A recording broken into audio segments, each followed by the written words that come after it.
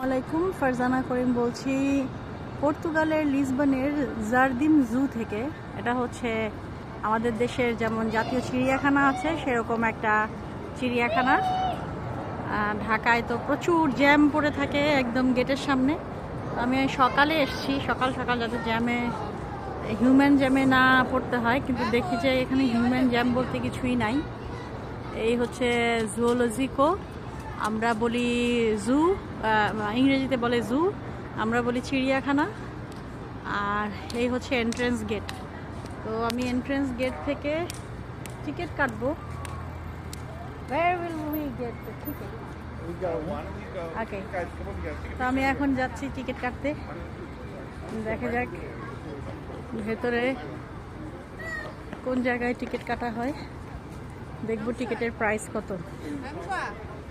অনলাইনে কাটতে চেয়েছিলাম, কিন্তু অনলাইনে দেখাচ্ছিল যে যেটা কিনবা সেটার সাথে এই যে ময়ূর একদম ওপেন ঘুরে বেড়াচ্ছে, এখানে ওর কোনো ভয় নাই।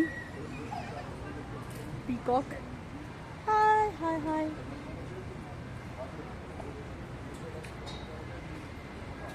Where is the peacock?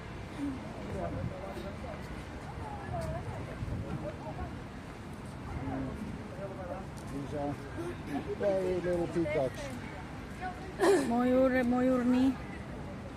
আর ময়ূরীর বাচ্চা কাচ্চা সহ ঘোরাফেরা করছে। এই যে এটা কিন্তু বাচ্চাগুলো ছোট থাকতে মনে হয় যেন থাকতেই মনে হয় যেন মুরগির বাচ্চা, আসলে কিন্তু না, এগুলা ময়ূরের বাচ্চা।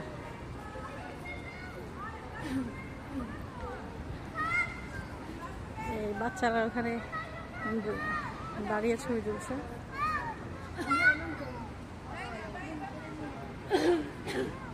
আচ্ছা, এইগুলো হচ্ছে ময়ূরী, আর এটা হচ্ছে this is the male peacock. হ্যাঁ, এটা হচ্ছে ময়ূর, এটা এই যে সুন্দর। Male one is beautiful. This is the male one, and they are female. They are female. He's a lucky guy.